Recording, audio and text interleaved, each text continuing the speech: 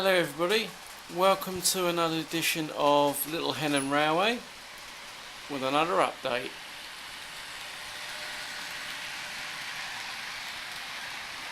Okay, first of all thank you to all those people that commented on my last video, and hello to some new subscribers that we've got. Thank you for joining my channel, and hopefully you'll enjoy what you see in the coming movies. So without further ado, straight into the updates, and the first one is, as you can see, we have a new station. I can't claim to have built this one. This is a Scaledale model, but I saw it online. I loved it. It looks very reminiscent of what used to be Malden East Station. At the moment it's got the wrong coloured doors and canopy, but later on I'm going to recolour this, weather it down a bit, do the roof.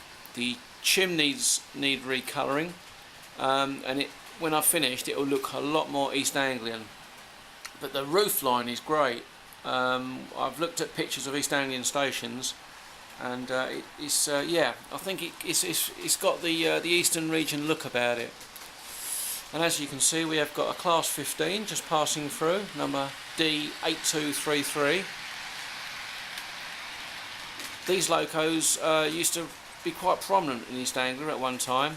I believe they used to even go up the Southminster branch.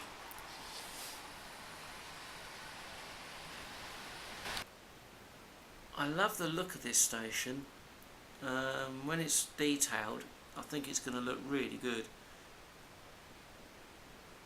It's a lovely shape to it, and I'm not even sure if Scaledale actually do this anymore. I'm not sure if Hornby still do this model anymore. This is the other side of the station. I love the pillars on it as well. That is so typical. If you look at pictures of Malden East, you'll see that has got pillars just like this. Perhaps a few more of them, but yeah. The general overall look is very Malden-esque. In the next video, I'll have this station done and detailed, and it'll look really good. When you get a Britannia pulling through, it looks great. On the side here, I thought about putting a holding board, perhaps advertising a destination, or something from the period. There is a great holding board you can get which advertises Hornby 00 train sets. I think that would be quite good on there. Or as I say, a destination like Norwich or Great Yarmouth. So yeah, that'll look good when it's done.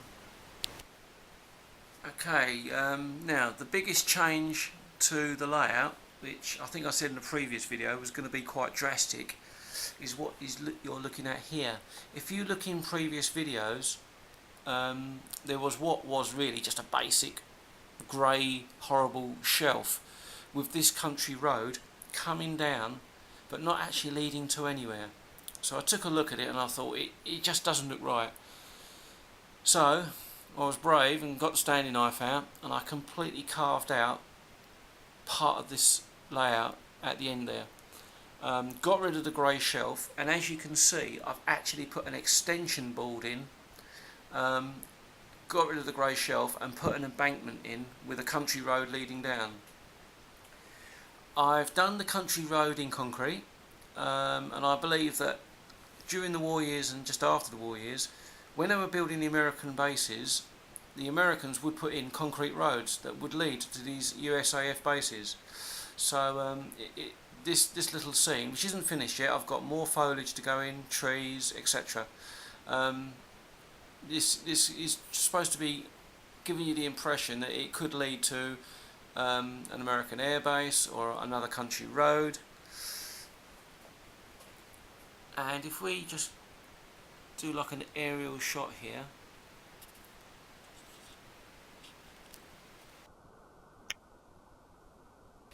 you'll see that on this extension board I've also added a scratch built model I'm not sure how exactly the yard was, but I've done a scratch built model of what is Manningtree Horse Stables, which is near the station.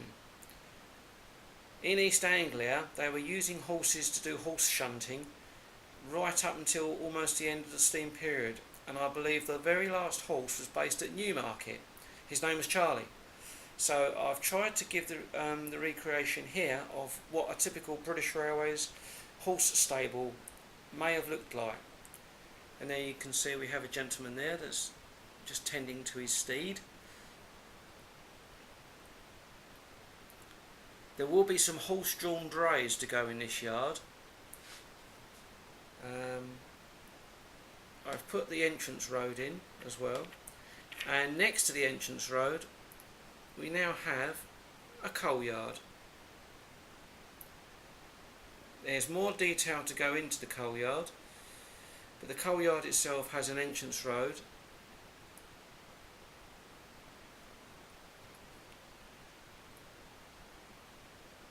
and we have a scratch built hopper. Now the top of the hopper there, that was made from a wagon. I had an old wagon which I cut in half and joined the ends together to form this hopper. Now that is not quite finished. I'm just in the process of making the bit that will go underneath, which will be the bagging facility with a figure actually loading bags with coal. So that'll be quite nice when it's finished. We have the coal office. On the side there I've got the coal symbol to go on there. A lot of you may remember that on coal offices they had a blue round circle with authorised coal dealer written in it. That's to go on there. We have some bags, and as you can see we have an entrance road that leads up there past the stables, and it will go into the goods yard. Excuse the Class 08 by the way, I've just bought that and I was just testing it just now. That's 08683, which incidentally is kept at the Colne Valley Railway in Essex, if anyone knows where that is. But anyway, back to the board. So yes, we have a coal yard and we have a stables. On the other side of the stables, that will be probably finished off with all kinds of bits of junk which you might find tucked behind old buildings like this. There could be a wagon wheel leaning against a wall with foliage growing through it, bits of old iron, perhaps a broken down dray.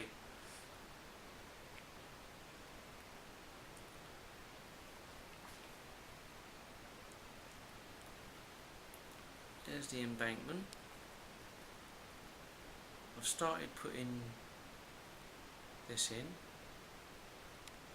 As you can see, it's completely different to, if you look at what was here in the previous videos, you'll see that this is completely different to how it used to look. And this road goes up and joins the town. Now this board I've made in a particular way. The idea is I've actually mounted the board on runners. There's one that side and obviously one on there. Now what the idea is that these boards will be interchangeable. And what I can do is, I can do a different scene on these boards if I want to. I can actually slide the board along, which gives me access to the back of the layout, but also these boards are liftable. You can lift that right out and put another board in its place with a completely different scene on. But when you push the board up, as such like that, when the boards are together, they form a seamless scene. So at the moment we've got the coal yard and the stable on there, but there's no reason why on another board you could have a country fair, I don't know, a circus, housing, some other kind of industrial area. They're all interchangeable. There's even one board I've done already which is completely plain, and if I want to do any work on the layout, I can put this board in and use it as a worktop. It's kind of user friendly. The other decision I've made is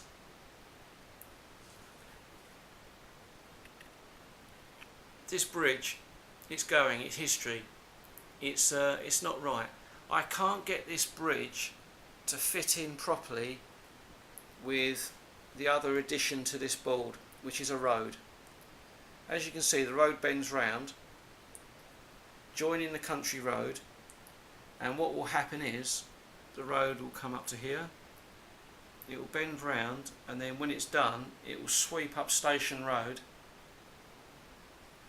and then we'll do the road which goes along the station as such. But the only problem is with that is that this bridge, I can't get it to fit properly into the scene. And as others have pointed out, to be honest, that bridge looks too big for a rural area.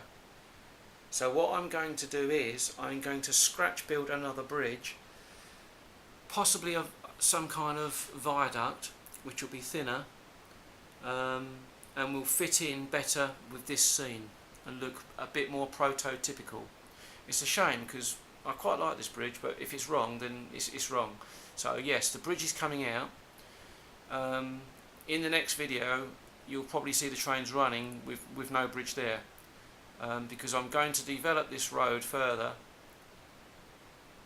and then when this bit here is finished I can then crack on and start doing the station, the main station.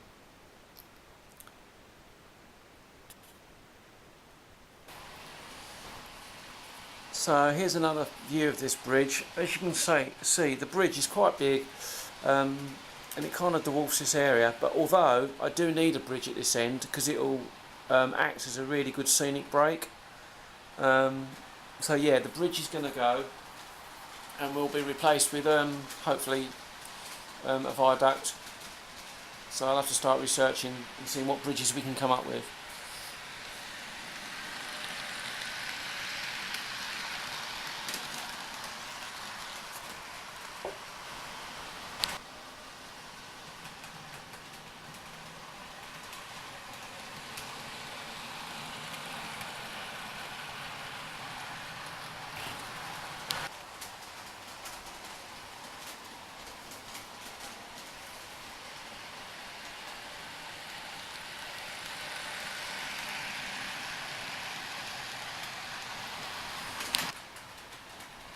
Going back to these boards, what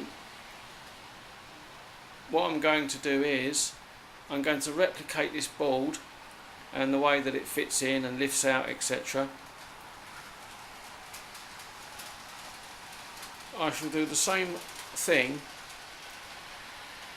at this end of the layout. Again, interchangeable boards, but on this end I'm hoping to put a traction engine rally scene in with all the engines and the classic vehicles, old tractors and the arena, and do a typical country fair stroke traction engine. Now when the board is fitted in, hopefully, if it works out right, this road here will then be joined across the board, and then that road will go across to a junction here with the station. Off of the road, which goes across the boards, will be then the entrance into the fields, where the traction engine will take place.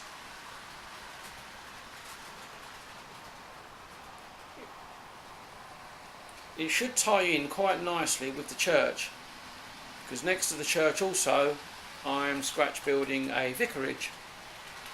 Now there is a nice vicarage I've seen up near Kelvedon, but also there's a very nice one between Colchester and Housestead, and that's going to go somewhere in this corner here.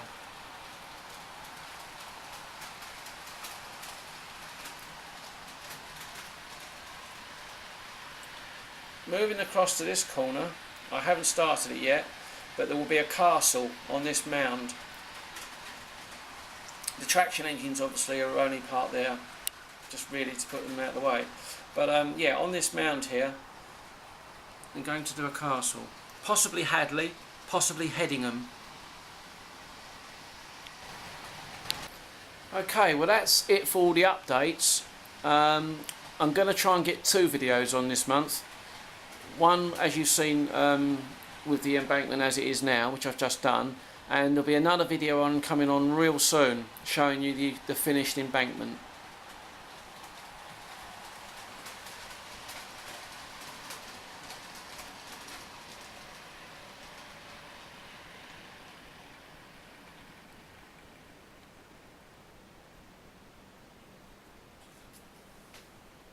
Okay, thanks for watching, and I'll see you again soon.